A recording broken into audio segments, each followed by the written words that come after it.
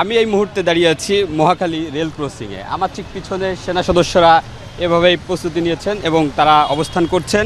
এবং তার ঠিক একটু সামনে, আমি যদি একটু এদিকে দেখানোর রিকোয়েস্ট করি, একটু সামনে পুলিশ সদস্যরা আছে এবং পুলিশ সদস্যদের পরে তারপরে ঠিক বেশ খানিকটা পরেই হচ্ছে রেল লাইনের উপরেই আন্দোলনরত শিক্ষার্থী এবং আন্দোলনকারীরা হচ্ছে অবস্থান নিয়েছে।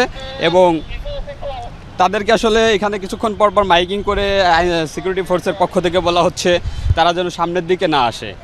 একটা শান্তিপূর্ণ সহ অবস্থানের কথা বলা হচ্ছে এবং শান্তিপূর্ণভাবে যদি তারা এখানে অবস্থান করে তাহলে কোনো ধরনের কোনো সমস্যা হবে না বলে মাইকিং করে জানানো হচ্ছে।